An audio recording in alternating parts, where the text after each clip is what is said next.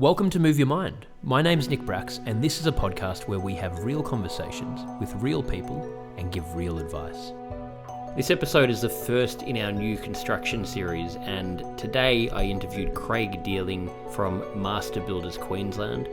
We decided to do this series to look into an industry that just simply doesn't have enough conversation. Australia loses one construction worker every 2 days to suicide, and more than 20% of the construction industry is shown to have had a mental health condition. These figures are made even more compelling as it's an industry that employs 10% of the working population. We want to focus on this industry. We're going to be doing this for a limited time and interviewing people from a range of different areas in the construction industry. We're going to be talking about holistically what's happening in that industry. We're going to be looking internally into their organisations and just picking their brain about the ins and outs of what's happening and how we can all help to try and make an improvement in the mental health of people in this industry. Thanks again for listening, and if you want to learn more about Move Your Mind, you can visit our new website, which is moveyourmind.me. There's a community section, there's information on what we do and much more, and you can also purchase the Move Your Mind book by going to nickbracks.com/book. Craig, I really appreciate you making the time from Queensland to come on this Move Your Mind construction podcast series. You're the first of this series, the first person to come on, and we're super excited to talk to people like yourself in this industry. With Move Your Mind, we're making a big push into servicing that industry and trying to really fill a gap, I think, in that area. So, first of all, I just wanted to say to you, we really appreciate you taking time out of your schedule to come and have this chat. Sure, thanks, Nick. Look, it's an honour to be here on your podcast, and it's a privilege to be invited on and speak about this really important issue for our industry. So it's a pleasure to be here. Appreciate it, mate. So I guess before we get into it, would you mind just giving a bit of a background on yourself and what you do? Yeah, sure. Look, I'm a pretty simple person. I'm totally unremarkable, unlike you. I was looking you up recently, and your Wikipedia page, I think it says you're an actor, a mental health advocate, a model, a fashion designer. It doesn't mention an author, but you're an author too. So compared to you, mate, I am very, very unremarkable. Look, very simply, I finished high school in 1998. I didn't know what I wanted to do. I fell into a job in construction. I worked at that job for a few years. I met my now wife there, and she encouraged me to go study. And I went back to university as a mature age student. I got a job at Master Builders when I was still studying. Started here in January 2006. I left at the end of 2011, went out into the world and worked at a few other places for the past 10 years. And I've just come back. I came back to Master Builders in May of this year, and just absolutely love being back and love the work we're doing at the moment. I love that, mate. And look, I'll take the ego boost that you were saying before, but I don't think that's quite true what you're saying. And Wikipedia and all these online things can say all this stuff, but it's like far from the truth a lot of the time of what's going on behind the scenes. But I'll take the ego boost. But no, thank you for sharing that. And I love hearing that and love it that, like what you're saying, you've gone down this path and, you've ended up where you are now and, really loving the environment you're in and the work you're doing. And, I think that's all any of us can really ask for we're all trying to find that position. And that's, an ever moving sort of thing where, things might, work at one point and then something happens and things change, but to be in that position is, really, really good. And, a great message to get out to people. So I guess the first question I have, and, as I'd said earlier, this is the first of our construction series interviews, really just looking at understanding this industry, the ins and outs of it, what's happening on the mental health front. I guess the most obvious question, or the first one that comes to mind, how was your industry affected from COVID, and what were the implications of that? One of the most interesting things with COVID was that generally speaking, in Queensland especially, but around the country, construction continued to work. So the building and construction industry is an essential service. We always need things built. We always need infrastructure. We need buildings. We need houses. Generally speaking, the industry continued to work. So during COVID, it was really strange because whilst people were locked down and they couldn't leave their houses, we were going to work. I know of people in our industry that did not spend a day at home or didn't lose a day of work during the pandemic. Even myself, I spent a couple of weeks working at home, and I was back in the office after 3-4 weeks when it first hit in sort of March, April 2020. So our industry was, I shouldn't say unaffected, but it was affected differently. We weren't affected by shutdowns, but what we did find, and we're still dealing with it right now, is we were affected by materials shortages because items that we import weren't able to come into the country as easily. So we're suffering from material shortages. That was then compounded by war in Ukraine, where materials come out of Europe and the Ukraine. But when we were in COVID itself, we continued to work, but we are suffering now from the effects of COVID with material shortages, also with labour shortages. We get a lot of skilled labour, not a lot, we get some skilled labour, from overseas, so that was restricted. So what we're seeing now is increases in the cost of materials, struggling to actually get materials, and we're also struggling with a labour shortage. So we're still, as of right now, suffering the effects, even though at the heart of the pandemic, or the height, of the pandemic, we weren't shut down. Yeah, interesting. And is some of that labour shortage because of how the world's changed through COVID, and people, I guess, like you're saying, in your industry, a lot of the work is manual labor, and it couldn't be done online, or it couldn't be put on hold during COVID. And now that the world has changed and people are discovering that, okay, maybe I can look at other alternatives, is that one of the reasons why there's an issue with labor in the industry? Look, there's a range of issues, and that's one of the things in construction. There's never just one issue. But in construction, and this was said to me many years ago, and I really repeat it anytime I get the opportunity, but people build projects. We can't offshore. We can't always, manufacture it and place it on site. Generally speaking, people build projects, and we need people on the job. We suffered because, as you said, people can't work from home. There's not the flexibility. Like, ultimately, if you got to pour concrete, you need to be on site to pour concrete. If you're going to drive a crane, you need to be on site to drive the crane. But what we have also seen in our industry is, when we're at the height of the pandemic, or during the pandemic, the government introduced a range of stimulus to keep the economy going, and there was programs in the construction industry to encourage building. So people said, well, okay, we'll take those government incentives and we'll get some work done, whether it just be a reno in their house or whatever it might be. So that placed a strain on materials, it placed a strain on labour as well. What we also saw is, as people were unable to travel, they were taking that money and investing it in their homes or in construction. So instead of going to Canada for the winter for skiing, or to New York in the summer, or whatever it might be, people said, well, I'll take that few $1,000s that I'd normally spend on an overseas holiday, and I'll get some work done around the house. So that's also placed a strain on labour. But one of the things in construction, and it's a generalisation, and I do speak often in generalisations, but construction is one of those industries where it can be difficult to work flexibly like other industries. One of the things I tell people, though, is that construction can still have flexibility. And this has always been one of the problems we've had. There's this perception that you have to be on site at 5 in the morning and you have to be there at 6 at night, and you can't work from home.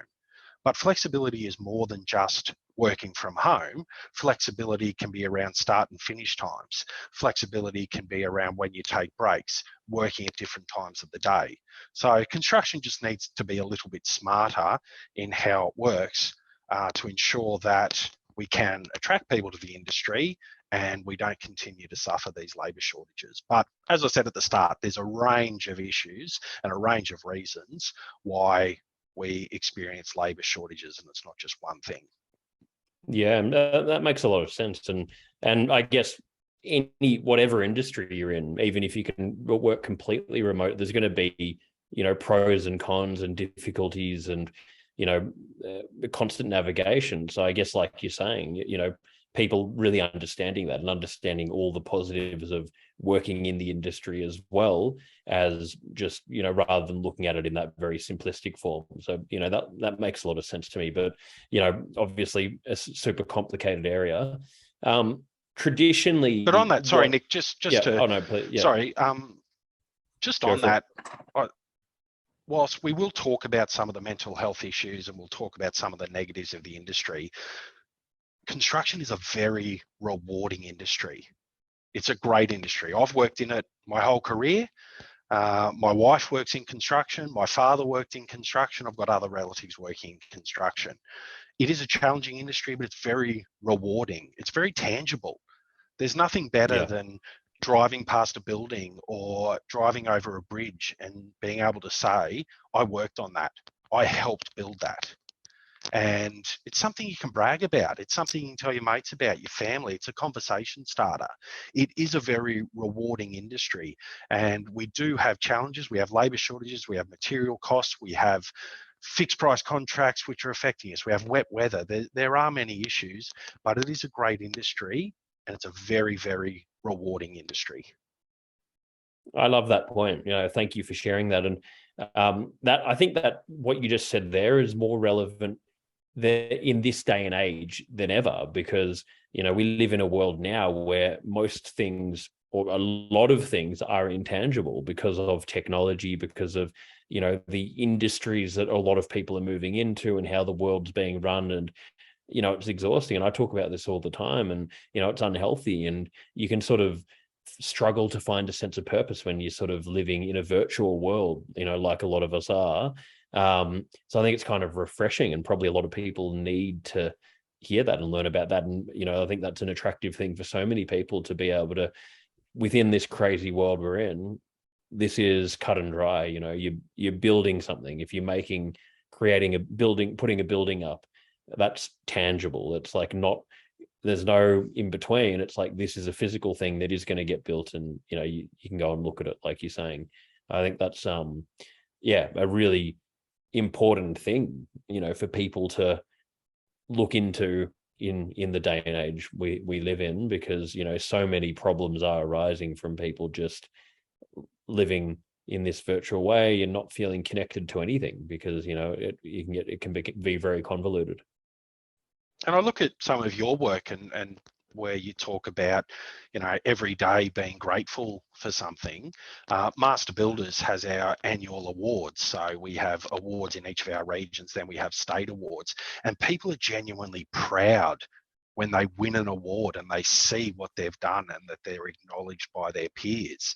And if you talk about what you're grateful for, if you work in the industry, you can be grateful that you can be proud of that tangible job that you did. It is very, very cool stuff.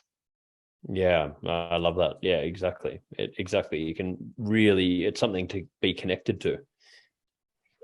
So I guess going into the mental health side, I guess in the industry as a whole, traditionally, what has that been like? Has it been something, from my experience, it's probably something where, like so many industries, especially large organizations and industries that are fast paced and that kind of thing, that it's not talked about a lot, and not by the lack of not because of anyone's fault, just because of the nature of a culture, and that not changing. And so I'm more asking, not specifically in your company at the moment, but in general terms, what's your What's your view, sort of holistically, in the construction industry, and what mental health has been like? It's a challenge because of the nature of our industry. So if you look at our industry in Queensland, there's nearly 80,000 businesses in operation across Queensland just in our industry. So where you look at other industries where you might have a lot of workers, what you have in our industry is, yes, a lot of workers, 200,000 in Queensland, over 1 million workers in the country, but we also have people that are running businesses as well. So we have this model where you'll have a builder, and they'll have certain parts of projects subcontracted, and then they have their workers. So you've got these challenges where it's not just the traditional employer-employee, you've got the principal and contractor relationship as well. One of the other big challenges is the project-based nature of the industry, which can make it hard to establish long-term relationships with people. To use an analogy perhaps that might resonate with you, Nick, in the acting world, it's similar. You're based, it's not project-based, but you might pick up a gig on Home and Away, and you might be told, look, it'll last for 2 years, and it's great when you've got that role. But for every Alf Stewart or Ray Maher, there's plenty of people that just have short-term gigs. There's people that are doing commercials, or they've got other jobs to supplement it. In construction, we don't have that. Typically, people work in the industry and they stay in the industry, but it is project-based. And when you have a job, you're engaged on that project. And when that project comes to an end, you have to find the next project to go to. And if your employer has enough work there, they can just move you around. But if you're running your business, the challenge there can be, well, you want to focus on this project and you want to get this project done and you want to make money, but you're also thinking about, well, I need to win the next project to make sure that I'm making money, or to make sure that my workers are still employed. And I find that when I speak to Master Builders members, they really feel a sense of obligation to always have work, so they can look after their workers and look after their mortgages and make sure they've got an income. But at its heart, the construction industry is transient, it's project-based, and the only guarantee you have is for the life of the project. But things can change, just like in the acting world. They might decide to kill you off. And in construction, projects can change, scopes can change, the work environment can change. And whilst you might think you have 6 months work, that could all of a sudden be 1 month's work, and then you have to find another job. So from a mental health perspective, there's that uncertainty. There's also potential periods of unemployment or underemployment where you finish one project and you're waiting for the next one to start. There's also the cultural issues that I've observed around long hours, long days, weekends, public holidays. We do have this culture where we're on site early, and especially in Queensland, because it gets warm quite early. You don't want to be working always in the middle of the day. So my daughter is a swimmer, my teenage daughter, and we get to the pool, 5 o'clock, 5:30 most mornings, and there's a big construction site, about a $60-70 million construction site just near the pool. And when we get to the pool at 5 in the morning, all of the workers are already on site. So they're starting at 5 in the morning. They're not finishing before 3-4 o'clock. At best, they might finish at 2:30, but you're starting early, you're finishing late. They might work Saturday. So we've got this long hours culture. We've got demands on projects where they'll ramp up, where there's pressure on program, pressure on schedule, where we need to try and meet those milestones. Because on a big commercial project, if you don't finish the job on the day that you say you will in your contract, then you're exposed to financial penalty, liquidated damages. So if every day you're late, you could be exposed to thousands of dollars in penalties to your client. So there's always that pressure. We're trying to finish this job. We're thinking about the next job. We're worried about, are we going to have work into the future? It's a lot of uncertainty, and there's not a lot of security. Now, a lot of people might enjoy that. I was reading some research recently which said that 20% of construction workers identify that they have experienced mental health issues. So that means 80% haven't, based on that research.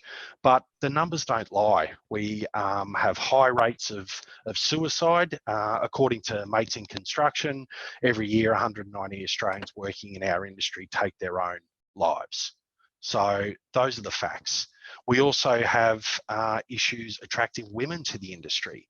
I think 2% of trade roles are performed by women, and across the board, it's definitely less than 20% of professional roles performed by women. So that tells you something.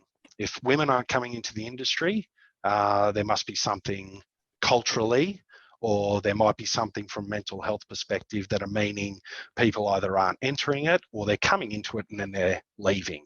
And I can tell you from my own experience, it's one of those things that when I've worked in other industries, people might leave one job to go work for another job in the same industry. But I've seen recently that people are leaving the industry and just saying, I don't know what I'm going to do. I just need a break. So it is, again, I don't want to be negative. It's very rewarding and it's a great industry to work in. And I've worked in it my whole career. My wife works in it. My father worked in it. But we do have some unique challenges that are impacting on people's mental health. And that is just based on the numbers alone. Thank you so much for supporting Move Your Mind. We're expanding the offerings of the organisation and we're tailoring everything we do to suit you guys and to try and answer to all of your needs and the questions that you send in. The book is available globally. You can find all of the links at nickbracks.com/book. And we've just released the Move Your Mind community. We've currently got a men's community group, a women's community group, a general group. We're going to be loading up other groups. And you can find all of the links at moveyourmind.me. This group's been created based on the needs of what we've heard and learnt throughout running Move Your Mind. And we have live events. We've got courses. We've got huge amounts of value, the ability to share information, share ideas, work in groups together to grow and share your learnings, to learn about different topics. You get email reminders. There's a whole lot of features in there. We're constantly updating it and we're so excited to share it with you. You can find all of the information about it at moveyourmind.me. Yeah, thank you for sharing all of that. And I mean, the numbers, pretty alarming. But it also, it makes a lot of sense if you're having that uncertainty when you are working, you're having to work around the clock. I mean, how are people meant to, find balance or do things healthy for them when they're in that position? You're probably just trying to get through the week and you'd be totally exhausted. So it sounds like, a huge amount of extremes. And as you're saying, if I equate it to the entertainment industry that, I've been involved in and seen firsthand the issues that come out of, that nature of the transient work, the sort of uncertainty, the project to project basis. I haven't met one actor that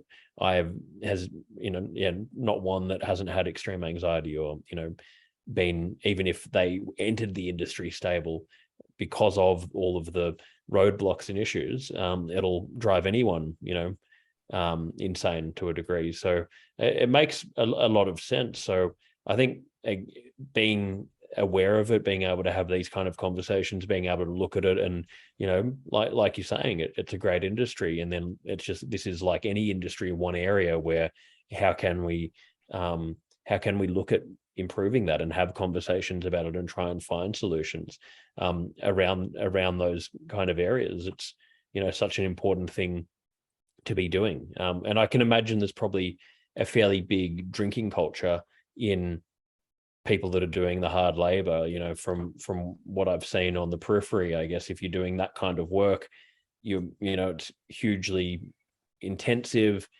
You're having, knock off drinks, and it can become a bit of a cycle, I guess, if you're in that part of the industry. Definitely, Nick. And that's one of the issues. If you look at the advice that is given to people around improving their mental health, we talk about exercise. So as you said, if you're getting on site at 5:30 in the morning and you're not leaving till late in the afternoon, when have you got time to exercise?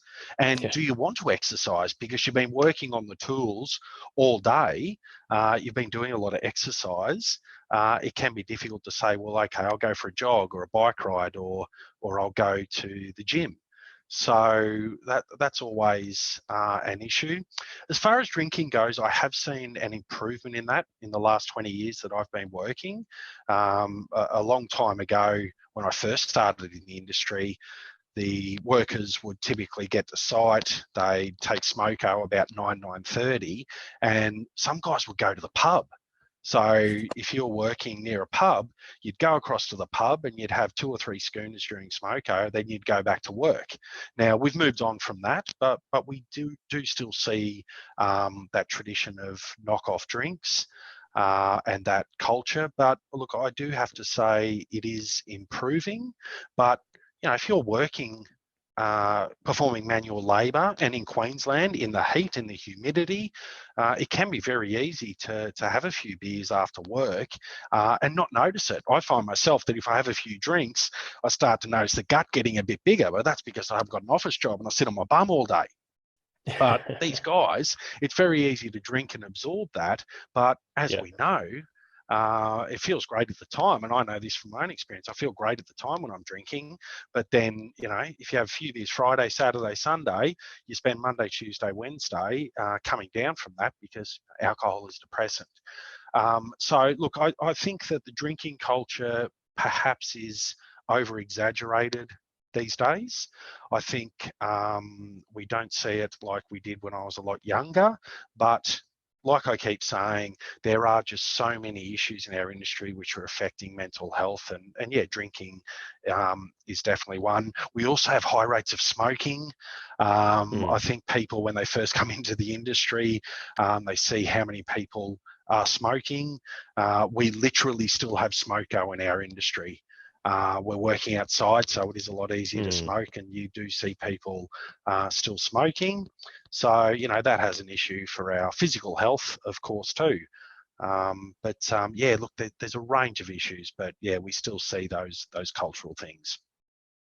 Yeah, and you know, I think you're saying there that things have improved dramatically over the last 20 years, which is all we can ask for, and you know, things can only move at change at a certain pace, but as long as it's moving in the right direction. And again, I guess it's like finding, and you know, a big thing that we do with Move Your Mind is trying to find, okay, if we look at an industry, we're not, you know, obviously there's a whole range of things that most of us are aware of that in an ideal world, like what you were saying, you know, that we should do it. We should be exercising daily. We should be doing this, that, and the other. But if you're getting up at 5 a.m, you're doing manual labor all day, and you know, you're exhausted by the end of the day and you barely have time to think, you know, when are you going to make the time to look after yourself? So it's sort of what we try and look at is, okay, how can we within, you know, these different industries and within the actual industry, look at the individuals and find what are things that can work for each and every person,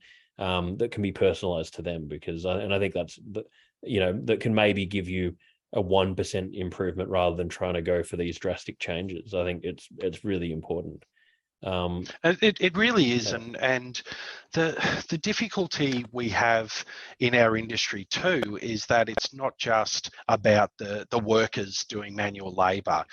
We have a lot of professionals, white collar, engineers, project managers, site managers. We have a lot of people that are involved, and that's why there's just not one easy fix. There's so many different competing issues for everyone, and it's what I find with our industry too, and I've seen this from my own experience when I've worked remotely, doing, you know, FIFO type arrangements, is that it's not just the impact on you, but it's the impact on your family as well.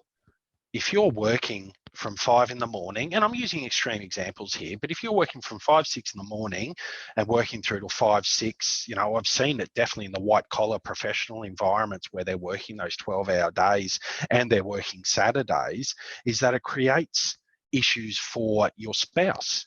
And if you've got kids, so what you're doing is you're taking on all these issues at work, and then also you're impacting those people at home. So it makes it difficult, and I've seen this, it makes it difficult for the spouse to work because the person working in the industry is doing such big hours that they can't do school drop-off, they can't participate in sport, they can't run kids around on the weekend. So that then creates a mental health issue because the worker all of a sudden they start to feel this guilt because they're thinking, well, yes, I'm providing for my family, but what about the impact I'm having on my family by not being there, not being present, and not being able to help out more? So it's just such a big issue. And then if you go back to what I said earlier about the number of small businesses in the industry, like you will see small business owners, they'll be on site for 12 hours a day, then they have to go home and they have to do their contracts.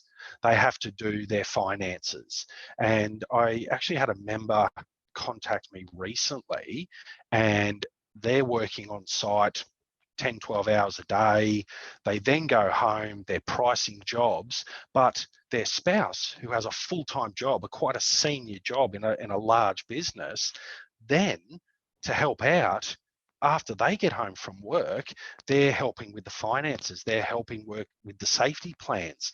So it just never ends, and it just creates these mental health issues where people think, I can't see a way out of this. This is just so big, and that leads to depression, to anxiety, so many mental health issues. And there's just not one fix because the industry is so diverse. Absolutely. And burnout must be just a massive part of that. I mean, if you're doing like that example you said there, that's just, no matter who you are, that you might be able to do that for a year, 2 years, 5 years, but at some point, something's going to give. No one can push themselves to that level for forever. We're all human. And one of the things I've seen, Nick, and I see this a lot on projects, is you'll be talking to someone working on the project, they're chain smoking, they're getting towards the end, they're drinking a lot, and they say to you, yeah, I'm struggling at the moment, but once I get to the end of this project, it'll be all fine. But then there's another project or there's another thing. And so we need to be able to look at that and say, it's not acceptable. We need to be able to say there must be a better way to do this. And it is a challenge, and I don't want to appear to be blaming, our clients, for instance, because I'm going to ask you, Nick, if you were building a house, it's probably the biggest investment you will make in your life. So it's understandable that you want it done as quickly as possible and as efficiently as possible from a cost perspective. And what that then creates is a client who they might even be renting while they're waiting for their house to be built. The client's like, well, I really need you to finish this. And we feel that obligation to rush. And you see it on small projects, you see it on big projects. There is always this requirement to do it as quickly as possible because people want to get into their new house. It's a big investment for them. Clients, if they're building a factory, they want production. If they're building a mine, they want to start digging the resources out of the mine. But as an industry, and this is what I'm passionate about, and this is why I've really come back to Master Builders, is I want to look at a range of issues and say, there must be a better way of doing this because the numbers don't lie on mental health, on suicide. It's an issue. Absolutely. And I think that's a really good example what you're giving there, and so interesting, and the insights, really fascinating what you're talking about. What about with Master Builders? What are you guys doing? Are there certain things when it comes to well-being, mental health internally that you guys are doing? Look, we're doing a few things. So master builders are not a builder. We don't actually build anything. So we are the peak industry association for building and construction, and we represent the interests of our just over 9,500 members. So we provide support, advice, assistance to members, and we advocate on their behalf to influence government policy, legislation, and general industry outcomes. But we're also an employer in our own right. So we employ people to provide advice, to work on policy, to provide assistance with HR, with work health and safety, with licensing, with contracts, etc. So what we do internally is we have flexible work arrangements for people. We have a scheme called U Days, where if someone just needs a day off to catch up on life admin, or just to, have a break from work, we have what's called U Days, which are in addition to your annual leave and other forms of leave. So we're doing that for our people internally. But what we're doing for our members at the moment is we're trying to provide as much resources as possible for our members to get mental health support. And what we're doing is, instead of just going to one source, we're speaking to multiple providers, because we know that there's just not one solution which will work for everyone. We're speaking to people like Mates in Construction, who have been around for a long time. There's other providers that we're speaking to as well, with the idea being that if someone is struggling with their mental health, they don't just have to call one person. If it doesn't work, then that's the end of it. We want to provide a range of resources. So on our website, we've got a mental health page which provides links, which provides advice and support to our members, so that if they are struggling, or if they identify someone that's struggling, they know what to do. So that's what we're doing at the moment. And look, unfortunately, and I can tell you this, we have had people who have contacted us with mental health struggles who have later committed suicide. It's terrible. And that our staff have to deal with that. Our staff are taking phone calls, not just from the people themselves, but again, we're getting calls from spouses who are saying, my spouse is really struggling at the moment. They're not talking to me. They're not eating. They're drinking a lot. I know the business is struggling. What can I do to help them? Like, these are the sort of things we're hearing at the moment. So master builders want to be able to support members as much as possible, and at least put them in touch with the people that can help them. But we're also developing training courses and general industry briefings where we can provide some of that support to members and say, hey, if you think there is an issue, this is what you can do about it. Yeah, it's fantastic, and couldn't agree with you more with what you're saying with you guys, with how you're looking at it as a whole and realizing, there's no one size fits all. And I think that's such an important thing, because if you do look at it the other way, you can't get the right tools across to people that need it. And it is alarming, it's something that's not talked about a lot because it's a really heavy thing. But like you're saying, the fact that, this does happen, people do commit suicide, and it's a fact, and it's something that hopefully we can start to chip away at by having more conversations, providing better resources, and really listening to what people in the industry need. So, I really love everything that you guys are doing and what you're talking about, and majorly appreciate you making the time, to do this today. For anyone listening to this, if they want to learn more, where's best? Just to Master Builder's website, or where's some links? We'll put it all in the show notes, but what's the best place for them to go? If you go to mbqld.com.au, there's a link to our mental health resources. You just click on that and you can read all about it. Perfect. We'll put all of that in the show notes. So we finish every episode with 5 key questions.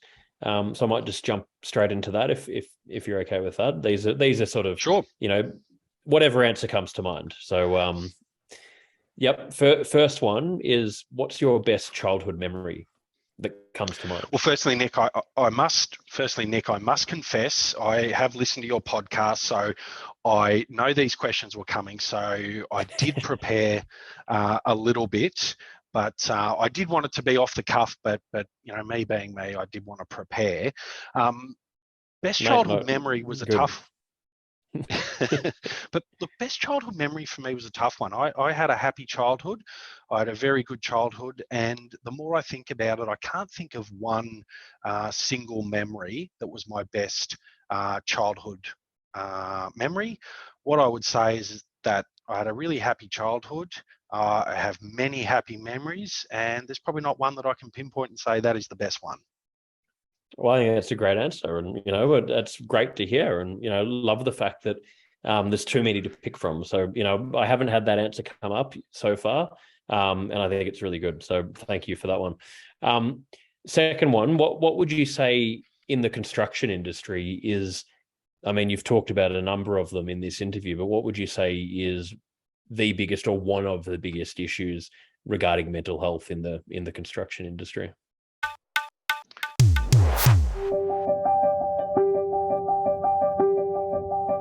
My name's Nick Bracks, and I'm a storyteller who has dedicated my entire adult life to creating positive conversations around mental health.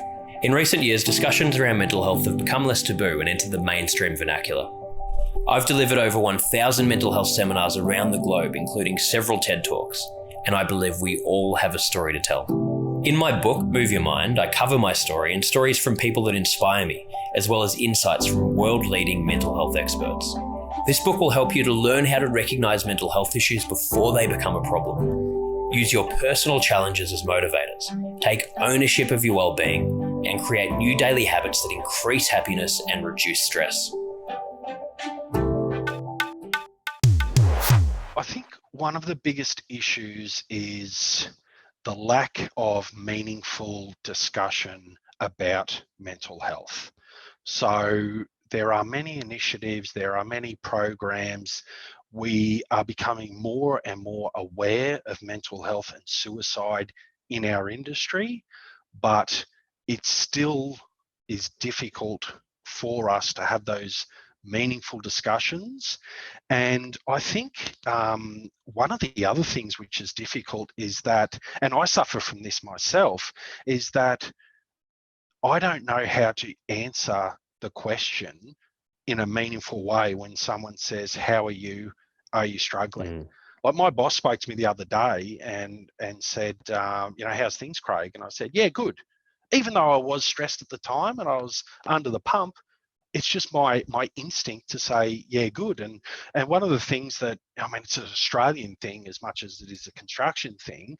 And Nick, I'm not sure, in New York and Canada and during your travels, if it is something overseas, but in Australia, we are hardwired that when we see someone, it's, g'day, Nick, how you going, mate? Yeah, good, mate. How's yourself? Yeah, not bad, mate. Like, that's all we do. And I was up the sunny coast on the weekend and I was just going for a morning walk and someone that I don't know just said, how you going, mate? Like that's just what we do. That is our greeting.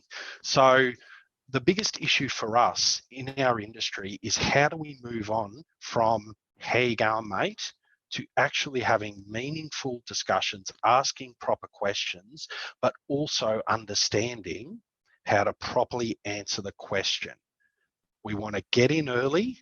We want to educate people about these issues, but how we can do something about it.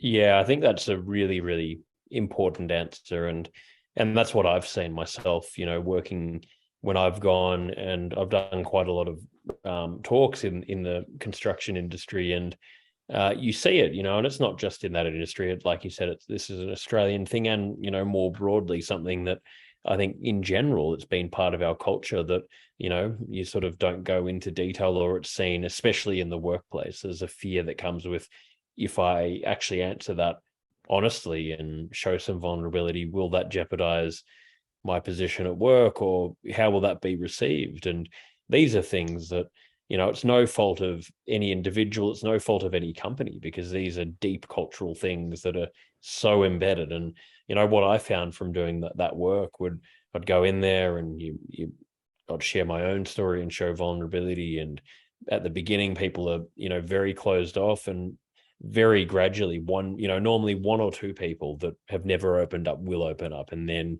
that has a ripple effect, and you see other people start to show some vulnerability and talk about it. And I think it's that kind of thing that needs to happen on a organic sort of in an organic way on a regular basis to really chip away at it, because otherwise it's so difficult. It's got to requires multiple people going and on a daily basis trying to set that example, and it's not a simple thing to change. But I couldn't agree with you more, basically, with what you said there for that one. So the next one, what's your personal definition of happiness? My personal definition of happiness is living in the present. I think that if you're living in the present, you're happy. So what I mean by that is, if you're not dwelling on the past or worrying about the past, and you're not anxious about the future, but you're actually living in the present, that is what happiness is to me. And I remember speaking to my GP years ago when I was having my own mental health issues, and I was explaining to my GP that I feel like that because of work demands, I don't have any time with my family. And he said to me, look, work will always be there, and there are going to be times where you're very busy at work, but even if you only get 15 minutes with your kids or with your wife, even if it's only a short period of time, just be present. And it was really good advice. So when I think about my personal definition of happiness, it's when I'm not worried about the past, I'm not thinking about the future, I'm in the present. I love that answer, mate. And like you said, there's so many things day to day we can't control. Sometimes we might be super busy and only have that 15 minutes. Other times we might have more time, or we might be stressed, and we don't know. But what we can control, what you're saying, when we do have that time, like you're saying, with your family, try and really be present in that. And that's something we can control, and, you get a lot more value out of it. So yeah, really great. Okay. So I've got two more here. What are you most afraid of? I thought about this one a while, Nick. I really did, because I couldn't think of too much I was afraid of. I think people would say to you spiders or snakes, or, I like to spend a lot of time at the beach, so people might say sharks. But I realised what I'm afraid of is getting old. So we can't change that. We'll all get older, but I think that's what I'm afraid of. And even though I'm getting older and I'm getting a bit of grey in the beard and a few grey hairs, I still like to think I'm young and I'm cool and I'm hip. But my daughter, I've got two teenage kids. My 15-year-old daughter, I remember once she said to me, "Dad, you think you're so cool because you listen to Triple J, but you're not." She also recently called me a boomer. I said, I was born in the 80s. I'm not a boomer. My parents are boomers. So I was most offended. And then I realised probably what I'm most afraid of is getting old. I just hope that even if I'm getting old in age, I hope that I'm young at heart and still seen as that young, cool, hip person. Absolutely, mate. I think that's the main thing. Young at heart. You're looking good. Full head of hair there, and looking young dad. So I think you're ticking the boxes. But I share this fear with you. That's one of my biggest fears, that we can't control it, and it's terrifying to think about. But it's one of those things that it's going to happen. So I guess it's what can we do? Exactly. So. Final one. What are you most proud of? I am most proud of my wife, and so maybe I'm most proud of myself for being able to convince her to marry me. But if I look at my wife, she studied engineering. She did a double degree in the 90s, and she did that when there were no women studying engineering, or very few women. She's worked in the industry since the 90s, and she still works in it. And there were no women when she started, and even now there's not as many as we'd like to see. So I'm very proud of her because she's been able to achieve that. If I look at it personally, she was the person that encouraged me to go back and study, and if it wasn't for her, then I wouldn't have the career that I have. She was the one that identified that I was having mental health issues and encouraged me to get help. So I have her to thank for my mental health. And I've got 2 kids, 2 teenage kids. My genes, I think, are very weak because the kids are very smart, like their mother. They look like her, and very good sports people too. So they got all that from her. So I'm very proud of her for giving me all that. But maybe I'm just proud of myself because I was able to convince her to marry me and give me all that. Well, I love that answer, mate. And she, it sounds amazing and incredibly resilient. And, what you're saying, her, in that industry, male-dominated industry, and having the career she's had and everything else, pretty amazing. So Yes, thank you for sharing that, mate. Yeah, I appreciate it. And I really do appreciate you coming on here and, being the first of our guests for this new series that we're doing, and being so open and sharing so many insights about the industry. I've learned a lot, and I think everyone listening to this is going to take a lot out. And super grateful, and would love to potentially do a follow-up one in the future as well. So I just wanted to say thanks so much for making the time. We really do appreciate it. It was my pleasure, Nick, and I'd be more than happy to speak with you about it again at any time. Appreciate it, mate. Thanks to Craig Dearling for joining me today for Move Your Mind. If you'd like to learn more, please visit our website at moveyourmind.me, and you can purchase the Move Your Mind book at nickbracks.com/book.